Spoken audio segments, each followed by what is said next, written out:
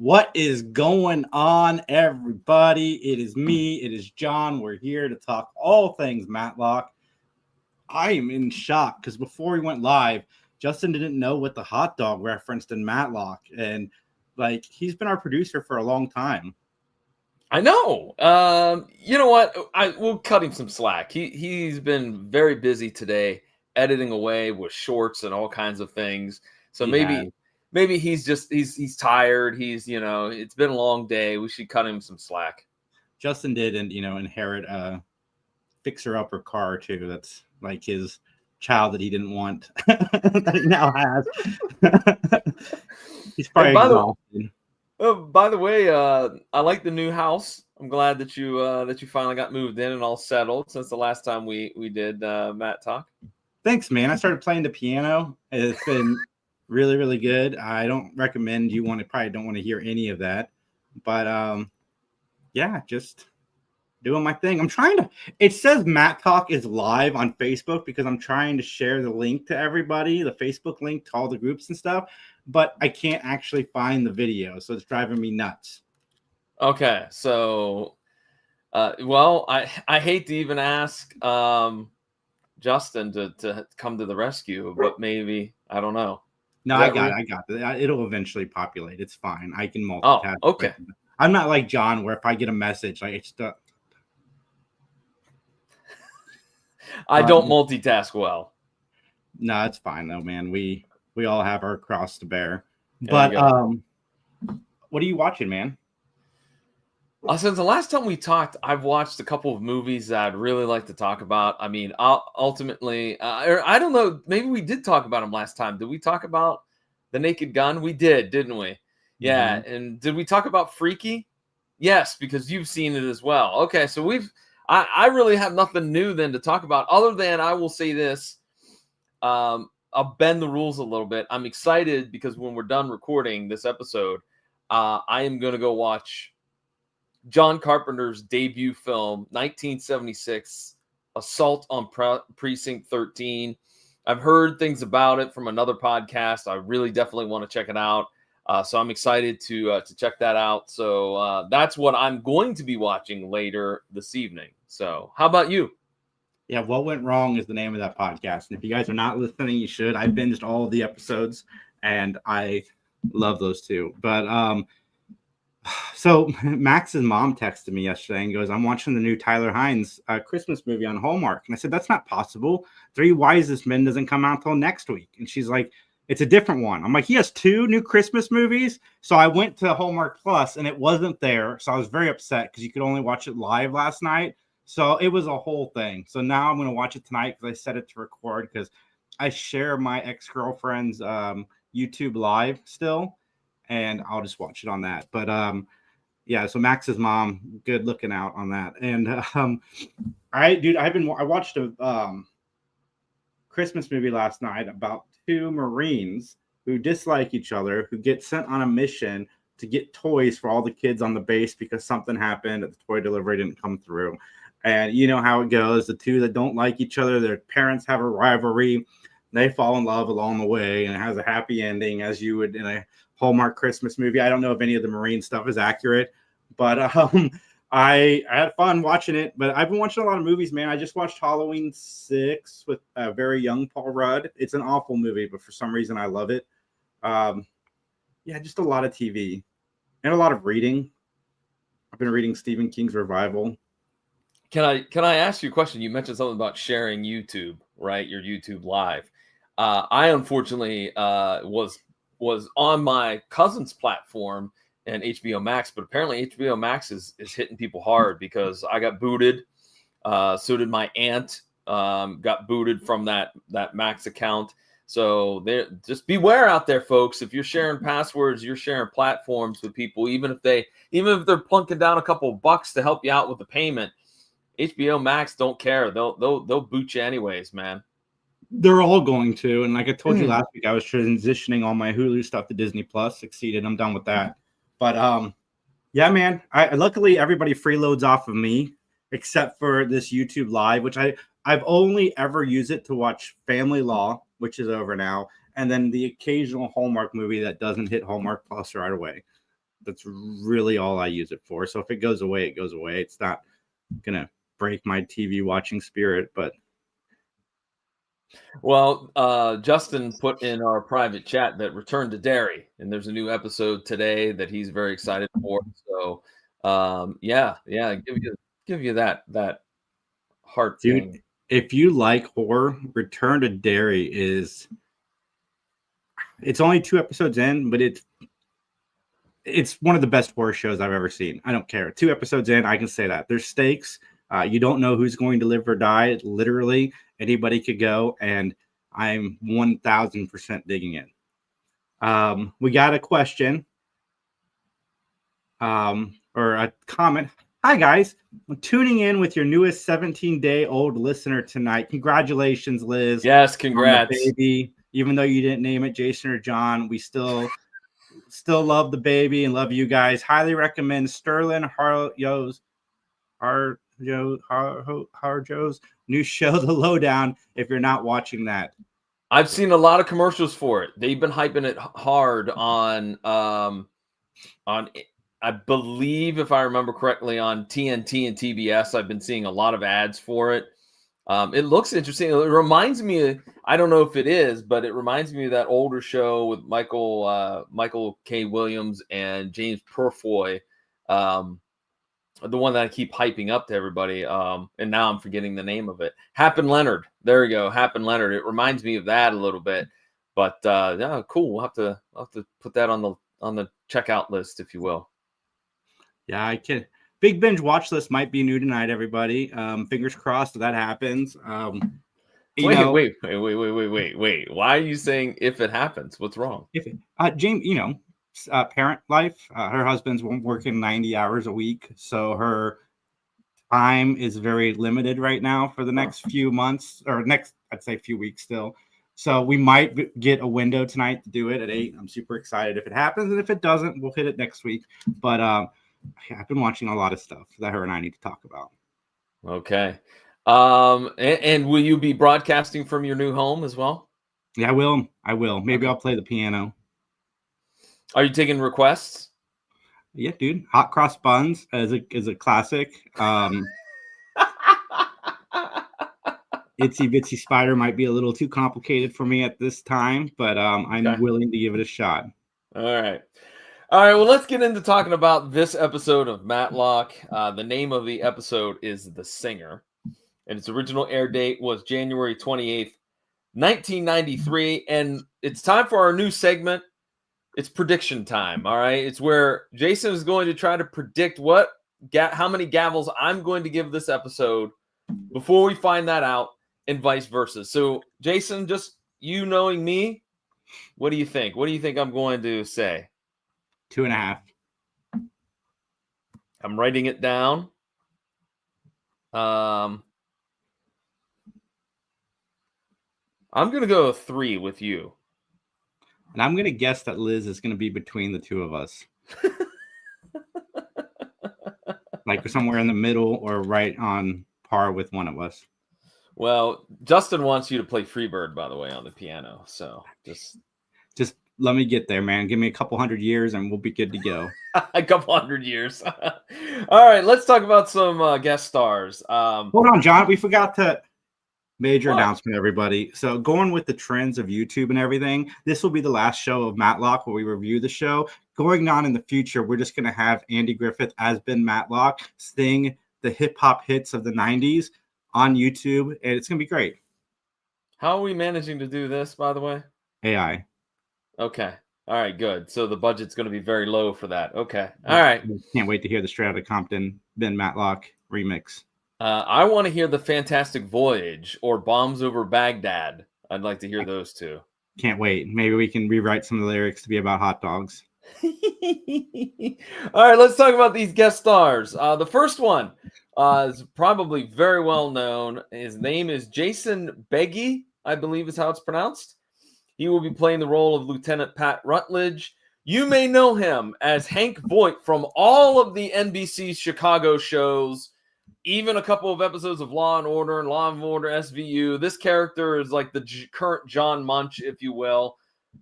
Rest in peace, Richard Belzer. So he's probably most known for that.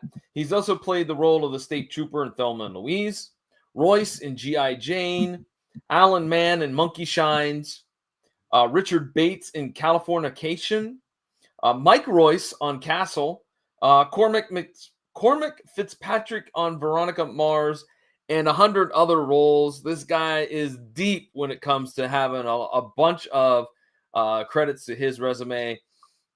A lot of episodes for some shows. Some other shows are ones and dones, but still nonetheless, Jason Beghe, a man that is well known, especially due to Chicago PD, Chicago Fire, Chicago Police, Chicago Garbage Disposals. I don't know what else other those shows that they make. You know, I started watching Chicago PD. I made it to like season 4 or something, and it's exhausting only because you really there's so many crossovers between the 3 Chicago shows that me and Jamie talked about this on the Big Binge watch list. I wish that there would be an option with streaming. Buffy and Angel would be another good example of this, where you could just hit stream all 3 shows and they would stream them in order. So you can watch Fire, PD, Medical, episode 1. So you can get all the crossovers and everything as they go. So you don't have to hunt them down. Same thing. I wish Buffy and Angel would do that. It's a lot, especially when they start crossing over with SVU and stuff. Like I watch Law and Order. That's my cop shows. I can't go any further than that. But he was also replaced the original actor as Peter McAllister in Home Alone 4. And John, I can't believe you missed this, man. You are the sheer professional, and you missed that he was in a Perry Mason movie, The Case of the All-Star Assassin, and Murder, She Wrote, in 2 episodes in 89 and 90. Oh my goodness, then let's get it. We got ourselves a hat trick. I am so sorry I overlooked those. I mean, like I said, he is deep with credits, but there you go. We have a hat trick, ladies and gentlemen. I like this guy as an actor, and I recognized him immediately. Oh yeah, besides maybe losing a little bit of hair, he looks exactly like he did in 93 as he does, in today's. Yeah, I mean, he sounds like he smoked a few more cigarettes since then, but... Well, you know what the funny part is? Do you know what that is? He had some type of, throat injury. Like, he got hit in the throat, and it screwed up his vocal cords and everything, and he had, I think if I'm not mistaken, if I remember hearing this correctly, I think that he had to kind of relearn how to properly speak and all that jazz. So that's why he's got that grovelly voice now, but not back then. So Justin just said in our private chat that he thought that he heard you say Chicago ED, which would be a totally different show. I'm sure it exists.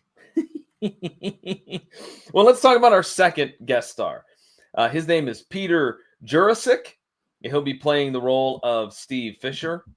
You may also know him as Crom in 1982's version of Tron. Londo Mollari on Babylon 5. Sid Thurston on Hill Street Blues. Howie Sanders in The Longest Ride. The hotel manager in the movie 42. Walter Kublik on Dawson's Creek. Dr. Geiger on Sliders. Principal Gresher on Third Rock from the Sun, Brad on Dear John, and almost 85 other credits to his name. Yeah, he was in One Tree Hill, which is a popular show amongst some of my friends. He was in Problem Child. Did you shout that out? I did not shout that out. Yeah, I love that movie. He was also in a Columbo movie and a Perry Mason movie. No Murder, She Wrote, though. No Murder, She Wrote. All right, let's move on to our final individual. Frederick Lenny, who's going to play the role of John.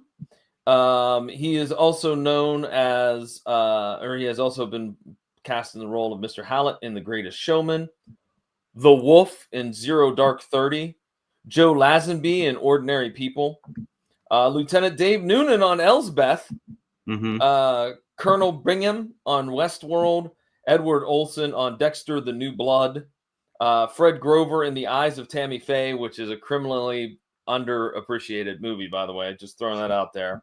Don Dunch, in Dr. Death, Carl Reynolds on Yellowstone, and about 130 other roles that he is well known for. So, and I think I pronounced his last name correctly. Well, I've I got believe two it's more. Lane. Two more that I'll shout out. Joyce Lee Bowden, who played Casey.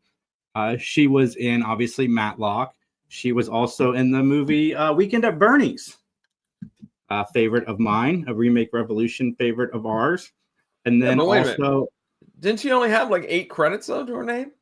Yeah. I mean, Okay. only, John. That's more than we have. I got 2. Okay. Mary McMillan, who played Beverly Bunny Du Bois, which we're going to get some comedy out of her in this episode. Wait, time out. Are you going to be able to focus? Because I know how much you love the pretty ladies, and Dude, she's a pretty lady. Are you going to be able to focus for this part? She was in the Young Indiana Jones Chronicles as Auction Woman, and then she was in, and it's no small feat, and she was in I Know What You Did Last Summer as Mrs. Cox. Horror classic to some. I like how you just totally disregarded what I called you out on. I did, John. We have a 17-day-old listener, and we got to be appropriate. Okay. Listen, Henry. This poor kid has only been in this world for 17 days. Doesn't need any of our shenanigans or yours.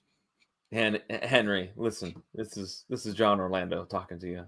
Look, my co-host likes to comment about the pretty ladies and how he'd like to go out with them.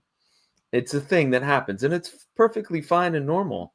I mean, it's just that, as Justin has put in our group chat, silence speaks volumes. So there you go.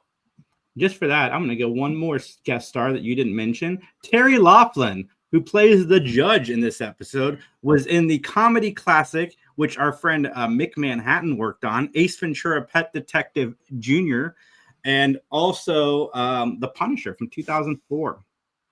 Oh, okay, the Thomas Jane one. Mm-hmm. Well,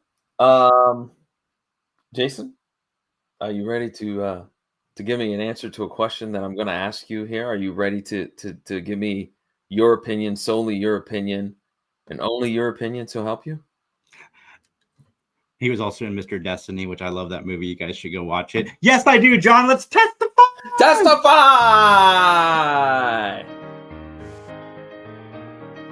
Hopefully our 17-day-old listener is dancing. All right, ladies and gentlemen, the plot of this episode is that Ben's case is hindered by evidence tampering by his client and the police. We go to an opening scene. We have the cityscape of Atlanta. We see an outside of a theater. Casey West's name is up there. And all of a sudden, the police and the medics are there at the theater. And this is going to be the thing that is going to be a little bit, in my mind, a little bit problematic. All right. We're going to switch back and forth quite a bit. All right. So we're going to have some of the action and some of the scenes in current time, and then they're going to go back and forth. I got to be honest with you. I'm not a big fan of that. That's going to be a gripe of mine. I know I'm showing my cards early, so to speak. Anyways, so Casey's singing at a bar, and Steve Fisher's there, and he's watching, and he's a music guy, a music producer or whatnot. He's a guru, if you will. And so he introduces himself to Casey, and he gives her a card and compliments her. And so this whole scene is being kind of spoken again between Lieutenant, what's his last name? Lieutenant Rutledge and Steve Fisher. Okay. Because Casey, we find out at the end of this scene, is dead. But then we go back in time to another scene where Ben, along with Steve, are hanging out at this place for a business meeting because Steve wants Ben to be a lawyer for a client of his. So Casey meets Ben, but she kind of blows him off. She's kind of rude to him. And so Ben's like, after Steve apologizes, Ben's like, oh, no big deal. So Steve then goes to meet with Casey and they argue. And basically Casey fires Steve. So Jason, so far, what's your thoughts on this episode right now, just in the few moments and the few scenes we've discussed here? I am enjoying myself. Okay. So far, nothing else. You've thoroughly locked in. Okay. Mm-hmm. Yeah, back and forth isn't bothering me. The lieutenant questions Steve regarding the argument, and then notices there's a stain on Steve's shirt. So the lieutenant talks to John, who's the ex-husband, and he says, "Hey, look, I'm still her producer. We didn't get along. She dumped me. She's a drinker, so she drinks all the time, even while singing, And so John is also the one that found Casey dead in her trailer. So we cut to a scene where Steve and Ben are at Steve's house. In fact, it's a house that looks very much like yours. It does. Are you living in Steve Fisher's house? I am, John. That's the trick. Anyways, Steve shows off all these framed autographs, including one of Randy Travis. In fact, he even tells Ben, I can hook you up with a dinner with Randy Travis if you want it. And Ben's like, okay. Well, the cops show up and they want to take a look at Steve. They want to say, Steve, can we see your arm? We'd like to see if it's got some gashes in it. Steve's like, nah, my attorney will let me know if I should do that. And he goes and says to Ben, will you be my attorney? And Ben goes, 150 grand and dinner with Randy Travis. Done. And they both agree to it. And then what does Ben do? Steve, roll up that sleeve, of which he's got several gashes and scratches on his arm. Yeah, and doesn't Ben already know Randy Travis? I know he's playing a different character in the universe Ben knows him in. Yeah, he's going to be in the next episode. Yeah, more on that in a few minutes. I have something to quip about with that. But since Steve has the gashed up arm, the cops take him into custody, and there you go. So our next scene, Ben is on Casey's tour bus, and the lieutenant's there, and he's like, "Look, it's really crowded. Can you leave?" And Ben's like, "If you leave with me." All right, cool. So they discuss the murder weapon. They also discussed that Casey's handkerchief was found in the dumpster. And then we cut to a scene where Leanne and Ben are at home and they chat about the case. And all of a sudden, there's a knock at the door. And Bunny shows up. And Bunny, I don't know how to explain it. She's quite a character. We'll leave her at that. She's quite a card. But she is there to talk to Ben. She needs his help. And Leanne's like, Dad, would you like to explain? But nonetheless, it's discovered that Bunny has been wrongfully accused of solicitation. Of hooker, if you will. Yeah, and she knows Ben well. She does. We'll talk about. I'm glad that because I'll be honest with you, for a while I thought they weren't going to explain how they knew each other, and I'm glad we get somewhat of an explanation at the end here. So, the lieutenant's at Steve's to search for the murder weapon, and he does something which I question if I guess you're allowed to do it, but he's like, hey, look at these photos, and it bothers Steve that he's looking at the murder photos of a dead Casey. But I mean, I get that they do it at headquarters, but would you do? I don't know. I think outside of headquarters, could you get away with doing that? I don't know. Probably not. Probably not. So Ben interviews John, the ex-husband, and Casey and John had an argument that night as well about the sound mix, if you will. John also has some gambling issues. In fact, he's about $100,000 in debt to the bookies. And as they wrap up their conversation, John gives Ben a free cassette tape of the latest live concert that Casey West has been recording on this tour. Meanwhile, Steve's lurking around the back of the studio. And so as Ben leaves, Steve needs to get a ballpoint pen, or excuse me, a fountain pen out of Casey's trailer. And he asks John to do it. And like an idiot, John does, because he clearly has never heard of Admiral Akbar. It's a trap! Nothing on the Star Wars joke? Okay. All right. Well, Justin, you just missed a great Star Wars joke. And he says good. Anyways, hey, don't let Justin be the only one chiming in. If you're watching, if you're listening, just go ahead and chime on in as well. In fact, Jason, where they can get in touch with us if they have a question or concern about this episode or any episode of Mattalk for that matter. First of all, rate and review us if you're listening to us on audio platforms. Please, it helps a lot. Also, you guys can email us anytime. benmattalk@gmail.com. The email goes straight to my cell phone, and I will respond pretty quickly. So, yeah, reach out to us. Let us know what's up. You could end up on this show just like Daniel and Elizabeth did. And you can also find us on Facebook at Mattalk Podcast, and we're also available on YouTube and all those other streaming services as well for the live feed. So we cut to a scene in the courtroom where John is on the stand. And John testifies to, he's like, hey, yeah, Steve asked me to go get this fountain pen out of Casey's trailer. I didn't really want to do it, et cetera, et cetera.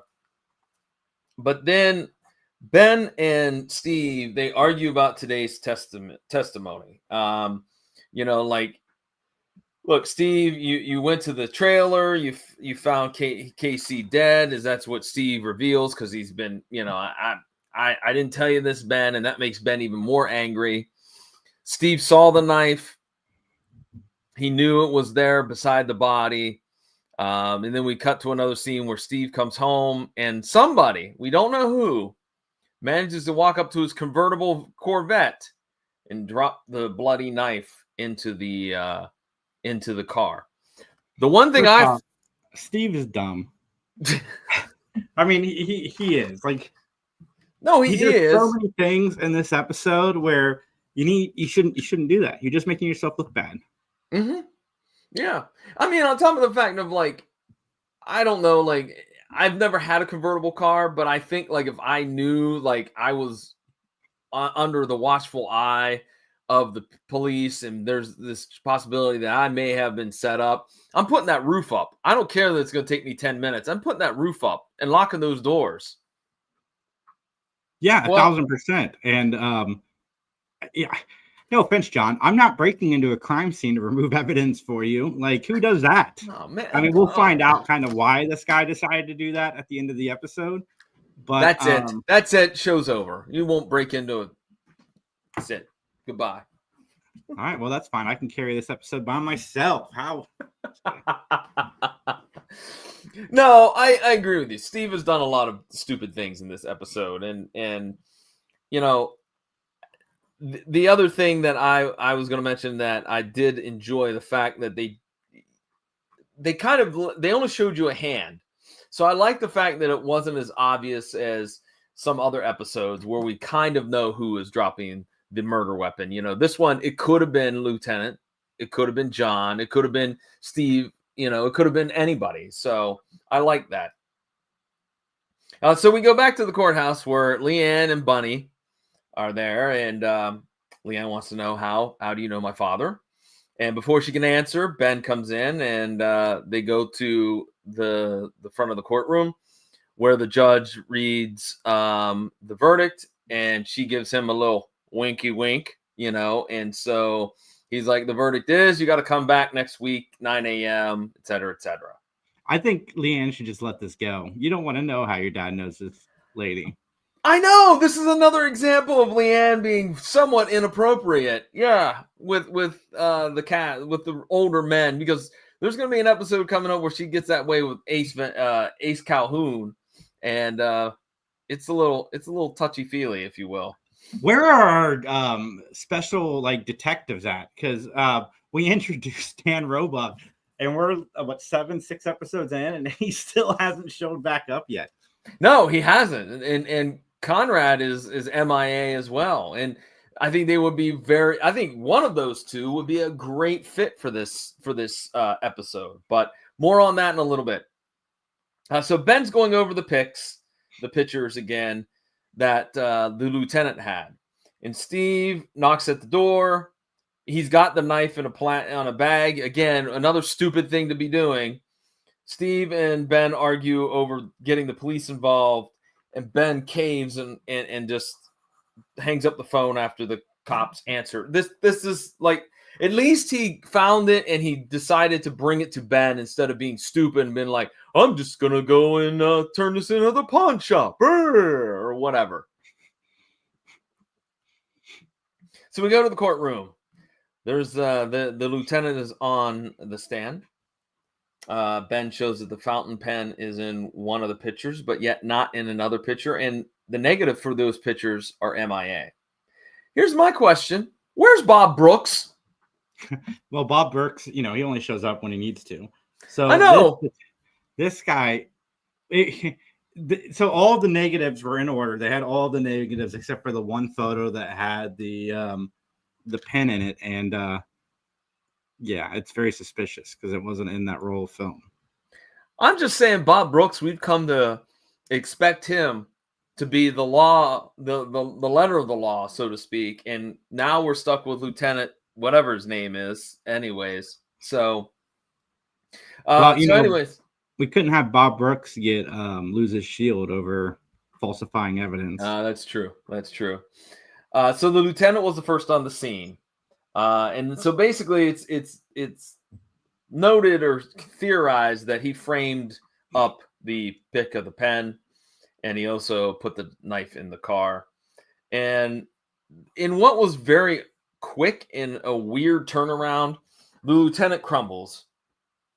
He's saying that Steve he killed Casey. He killed her because he changed her name. He changed her look. He gave her money. He made her a totally different person. And that's because we find out the lieutenant and Casey were a thing. And so the lieutenant blames Steve for everything that happened. So basically, it's revenge killing, but the lieutenant said, I didn't kill her. And weirdly enough, there's no, there's nothing. We go right into the next scene there's one more note. The lieutenant said that he went to the show as a spectator. That's why he was the first one on the scene, because after the show, he was at a bar across the street from the theater. But then there's nothing else brought up about it. Like, he just, we were together, and so that leads us into Ben and Leanne chatting about the case. And Leanne bought her own KC tape. Ben tells her very proudly, well, mine was free. I didn't know bootlegs made it into retailers. Yeah, I think that's totally wrong. Because bootleg cassettes and CDs were a thing that you bought at flea markets and stuff like that. You know what I mean? I guess I could see it making its way into a mom and pop shop who wouldn't really notice that slight difference. Right. Because they were bootlegging on a professional scale. Mm-hmm.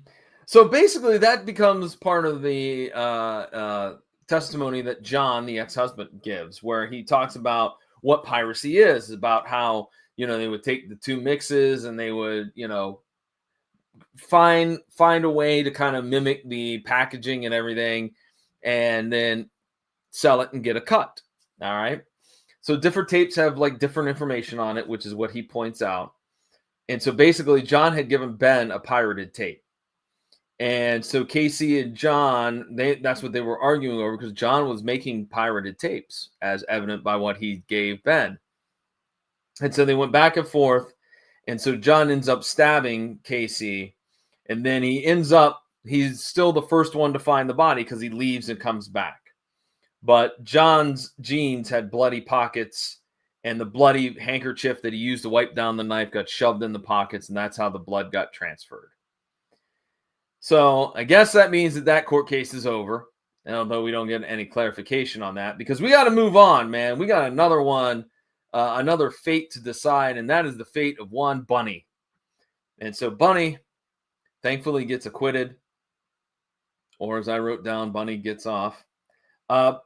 Ben took, and we get the whole story that Bunny was dating some senator, and the senator didn't want to date her anymore, so he pawned her off on Ben.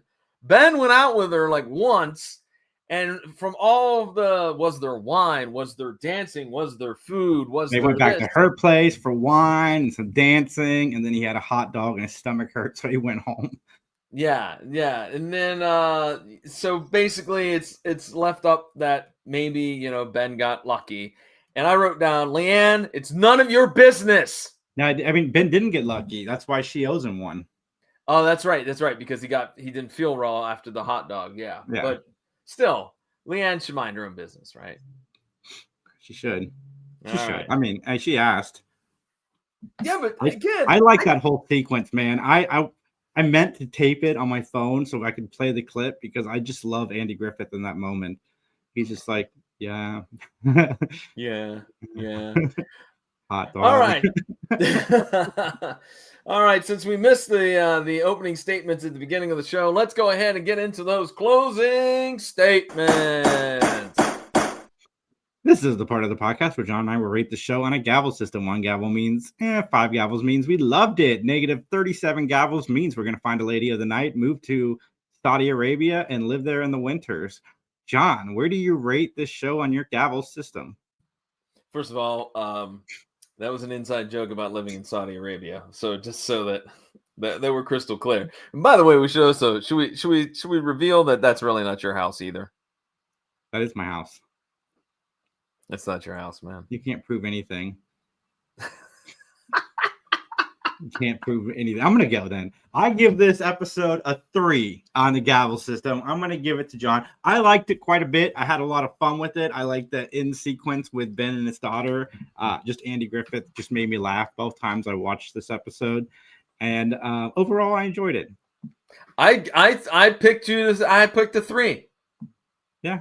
I picked a 3. I thought that you would find it kind of middle of the road. All right.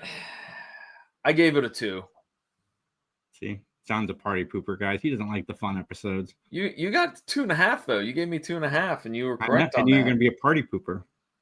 Well, look, I liked the idea of a crooked police officer. I liked that idea, even though it really didn't come to fruition. I disliked the jumping back and forth in the storyline. Like I just found that to be a little bit. They could have done it better. To me, it seems like it was an afterthought. Let's cut it that way. You know what's wild is one of the reasons it got a 3 for me in the season of 2-parters that this season has been. This could have been a 2-parter. Yeah, it could. It would have been a better tale. Absolutely. I didn't much care for Casey's acting. I thought it was kind of blah. The bunny storyline was fine. I put it in my plus column, but you missed an opportunity. If this is a one-shot episode, why didn't we have a cameo by Randy Travis? Because he's in the next episode, man. Can't blow the budget. Oh, well. Anyways, I guess we got a comment here real quick from Liz. So I give it a 3. Bunny is unnecessary, but Leanne is growing on me. I said between the two of us, so I'm technically right. Yeah, somewhat. Anyway, so that wraps up the singer. And with that, we should probably talk about our other podcasting projects. So, Jason, what's happening with the 3 Geeks podcast? We're live Saturdays at 7 p.m. I just dropped the short, The Naked Gun. Guys, go share, comment, or like that video, and I will enter you into a drawing to win a free 4K copy of the film. Really? Wow, that's great. People, you need to jump on that because it's a hell of a movie, by the way. I got to say, it's fantastic because we talked about it 2 weeks ago. So, anything else? So many things. Justin and I, we had a visual effects guy, or I guess more so, visual effects set design, reach out to us that we're interviewing this week. So that'll be a lot of fun. He worked on, I think, Jurassic Park 3 and some newer stuff that's pretty relevant. So super excited to talk to him. Cool. The PVD Cast is my own personal podcasting project. Right now, we have an episode with a guy who goes by just one name and one name only, Raw.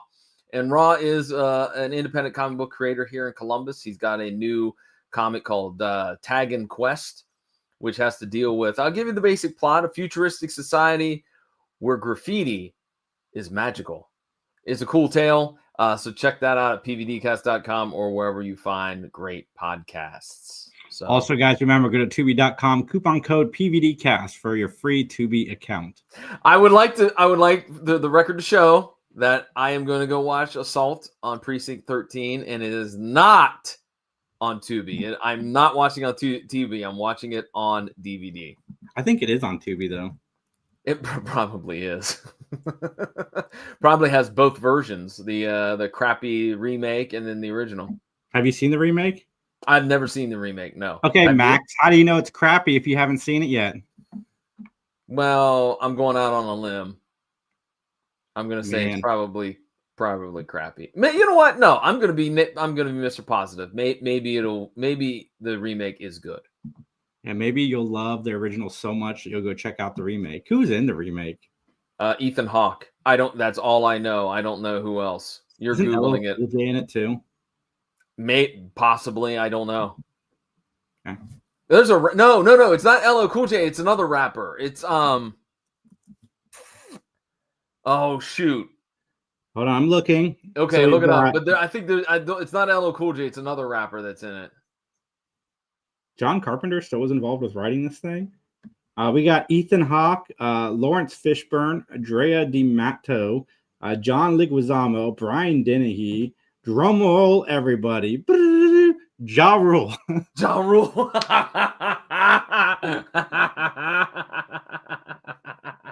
See, I told you it was a rapper, but clearly not the same level as LL Cool J.